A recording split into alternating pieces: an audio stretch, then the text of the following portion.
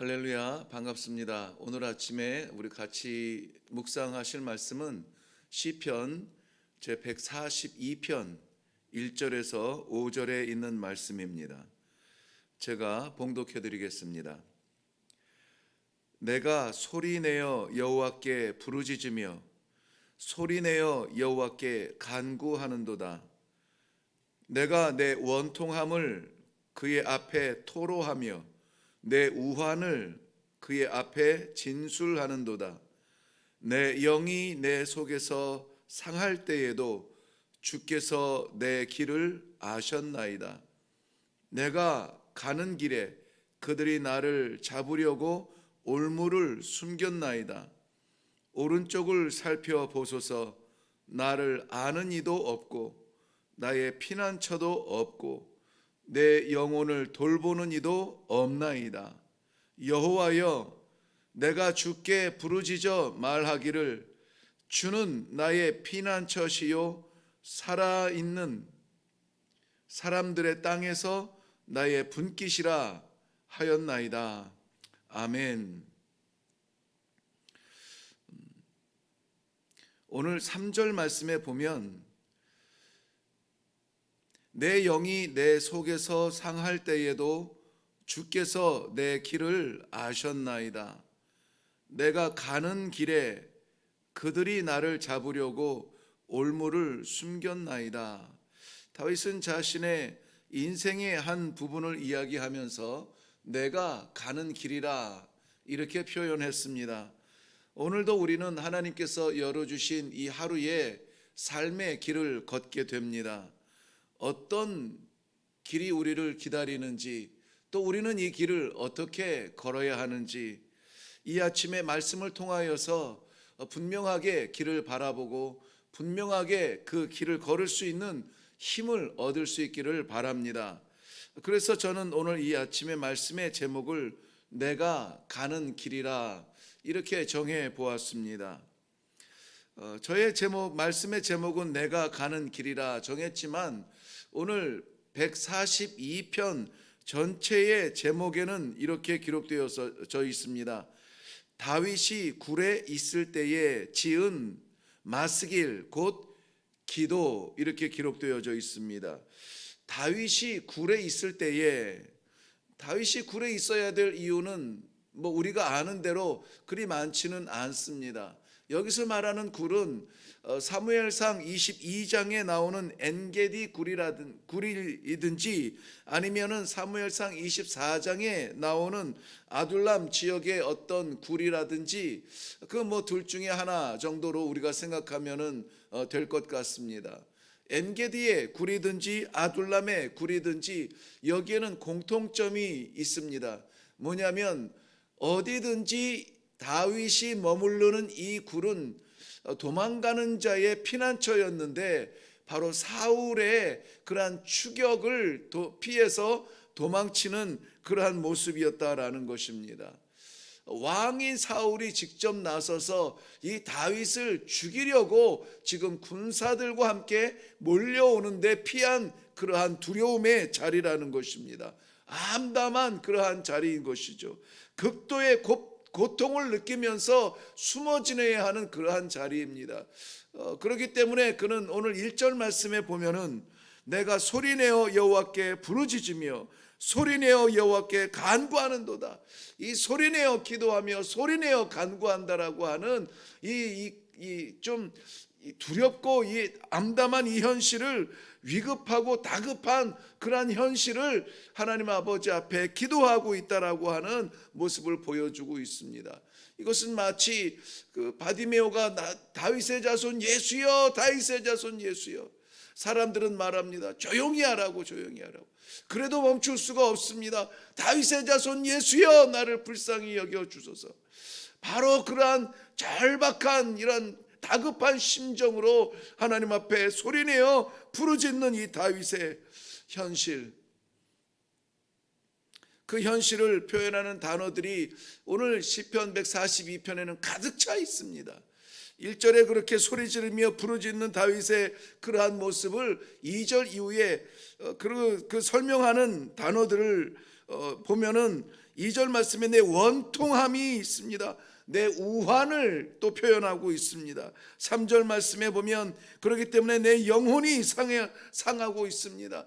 왜 상하냐? 나를 잡으려 노하는 그 올무들을 바라보며 두려움에 떨고 있다라고 하는 것입니다. 4절 말씀에는 나를 아는 이도 없고 피나 피할 만한 피난처도 없고 내 영혼을 돌보는 이도 없는 이 고독한 삶에 대한 두려움을 이야기하고 있습니다. 5절 말씀에 내가 주께 부르짖어 말합니다라고 말하고 있어요. 6절 말씀에 나의 부르짖음을 들어달라고 말합니다. 자신을 비천한 자라고 표현했는데 또한 핍박받는 자라고 이야기하고 있습니다. 핍박하는 자들의 둘러싸인 비천한 사람, 그 사람이 바로 자신 다윗이라고 이야기하는 것입니다. 오죽하면 7절 말씀에는 자신의 영혼이 옥에 갇혀있다라는 표현을 하고 있습니다. 구구절절 정말 비관적이고 비판적인 그러한 단어들이 나열되어 있는 것이 바로 다윗이 머물러 있는 그 굴의 현실이라고 하는 것입니다. 요즘 아이들 말대로 답이 없는 삶이에요. 답이 없는 현실입니다. 지금 정말 이 고통 가운데 소리내어 부르짖으며 간구하는 것 외에는 정말 할 수 있는 것이 없는 그러한 답답한, 어떻게 보면 참으로 한심한 인생의 모습, 그 현장을 보고 있습니다. 여기에서 나를 건져 주소서, 여기에서 나를 건져 주소서.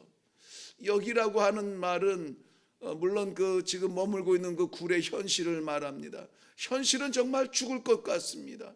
두려워서 미칠 것 같습니다. 그렇기 때문에 이 미래를 바라보면서 여기에서 좀 자유했으면 좋겠다, 여기에서 살아나면 좋겠다, 미래를 향한 그러한 기도와 간구를 하고 있는 것입니다.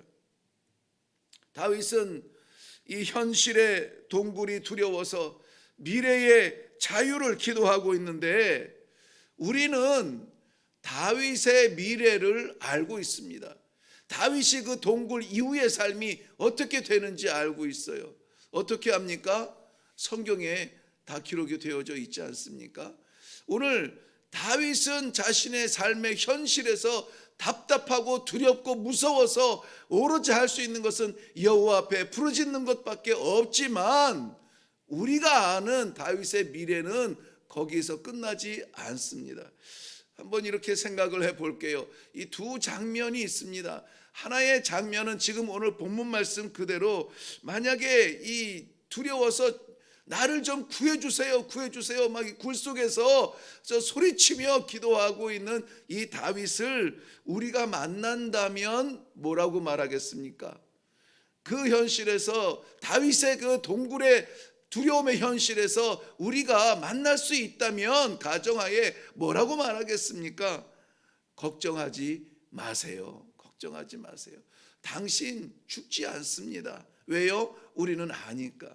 다윗은 이야기하겠죠. 무슨 말입니까? 사울 왕이 이 군사들을 이끌고 와서 나를 죽이려고 저렇게 새까맣게 몰려오는데 어떻게 두려워하지 않습니까? 뭐라고 말하겠습니까? 아니에요. 당신 오히려 사울을 살려줄 것이고, 당신 오히려 이스라엘의 왕이 되어서 거대한 나라를 이룰 것입니다. 두려워하지 마세요. 이렇게 우리가 위로하지 않겠습니까? 저는 개인적으로 이러한 해피엔딩을 좋아합니다. 또 다른 장면을 하나 생각을 해보겠습니다. 그 장면에는 다윗이 아니라 우리가 그 자리에 있습니다. 우리가 얼굴이 사색이 되어서, 얼굴이 처져서 죽겠다, 못 살겠다, 이제는 끝이구나, 두렵구나, 무섭구나, 어떻게 하면 좋아, 길이 보이지 않는다, 정말 답답하여서 가슴을 치면서 주여 어떡합니까, 어떡합니까? 그런데 우리가 다윗을 만났듯이 우리의 미래를 아는 어떤 분이 우리들에게 다가온다면은, 그분은 우리에게 뭐라고 말할까요? 걱정하지 마라. 너 여기서 죽지 않아. 걱정하지 마라. 너 여기서 망하지 않아. 아니요, 형편을 좀 보세요. 지금 내가 이 두려워하지 않을 수가 있습니까? 무서워하지 않을 수가 있습니까? 온갖 질병에, 온갖 두려움에, 온갖 이러한 이 경제적인 압박 속에서 길이 보이지 않습니다. 그래도 뭐라고 할까요? 아니야, 너 죽지 않아. 오히려 너는 승리의 노래를 부를 것이고, 오히려 너는 감사의 찬송을 부를 것이라. 이것이 오늘의 말씀입니다. 오늘 이 시편 142편의 이야기입니다. 현실을 바라보며 두려워서 소리치며 기도하며 가슴치며 아쉬워서 눈물을 흘리지만, 그래서 미래에는 이것에 대해서 좀 자유하고 여기서 해방하여서 좀 자유롭게 나가면 좋겠다, 그 기도를 하고 있지만, 다윗은 미래를 모르기 때문에 그렇게 기도할 수 있지만 우리는 알기 때문에 그렇게 위로할 수 있어요. 두려워하지 마세요. 두려워하지 마세요. 우리는 우리를 둘러싸고 있는 현실을 바라보며 사면초가 앞에서 눈물을 흘릴 수밖에 없지만, 두려워서 어떻게 하면 좋을까 여기저기 정말 우리의 마음을 놓을 수 없지만, 그러나 우리 인생을 아시는, 우리 삶을 아시는, 우리의 인생의 길을 아시는 분이 우리에게 다가와서 말씀하시는 것입니다.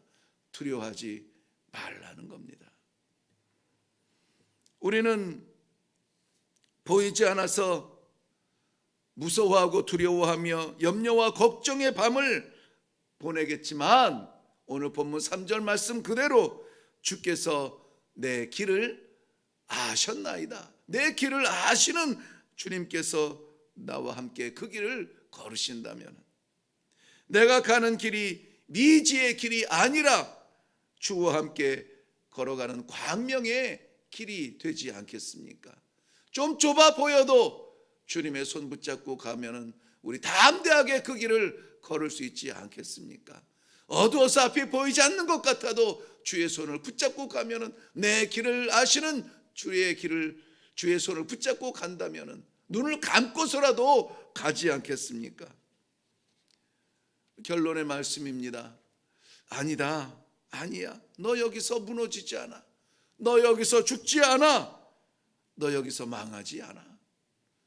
우리의 길을 아시는 주님의 음성을 들으실 수 있기를 바랍니다. 그렇기 때문에 이 말씀을 끝내면서 7절 제일 마지막 절에 보면은 이렇게 기록이 되어져 있습니다. 의인들이 나를 두루리이다 그랬어요. 의인들이 나를 두루리이다. 여기서 두른다는 말, 이 동사 원형은 카타르라는 말인데요, 이 카타르라는 이 말의 명사형은 케테르입니다. 케테르가 무슨 말이냐면은 왕관이라는 뜻이에요. 왕관. 여기에서 크라운이라는 말이 와요.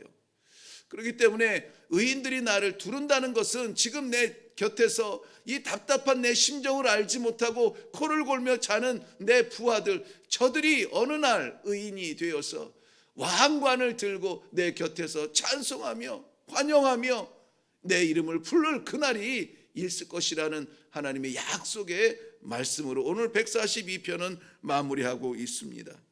우리를 두르고 있는 두려움들 분명히 있습니다. 지난밤에도 어렵게 잠이 들었을 것입니다. 그런데 주께서 아시는 길이라면 주와 함께 오늘 살아가는 귀한 복된 하루가 되기를 주님의 이름으로 축원합니다. 내가 사는 인생의 길이 아니라 주와 함께 걸어가는 영생의 길, 그 길을 걸어가는 귀한 하루가 되시기를 주님의 이름으로 축원합니다. 기도하겠습니다. 살아계신 아버지, 은혜를 감사합니다. 오늘 이 하루를 시작하면서 하나님의 말씀을 받고 시작하게 하시니 감사합니다. 무슨 일이 일어날지 답답하며 안타까운 이러한 현실 속에서도 주님 말씀을 통하여서 아름다운 찬란한 빛나는 영원한 멸류관에 대한 소망을 주시고, 내 길을 아시는 주님께서 내 일을 아시며 아버지 앞날을 아시는 주님께서 그 길을 인도하여 주시며 내 손을 붙잡고 걸어가시는 귀한 아버지 약속의 말씀을 받게 하시니 감사합니다. 이 두려움의 동굴에 갇혀서 눈물 뿌리는 자리에 주저앉지 아니하고 내 길을 아시는 주의 손 붙잡고 과감하게 광야를 향하여, 과감하게 광명을 향하여 나아갈 수 있는 성도들의 삶이 되게 하여 주시옵소서. 오늘도 주와 함께 동행하는 귀한 축복을 허락하여 주실 줄 믿사옵고 예수님의 이름으로 기도하옵나이다. 아멘.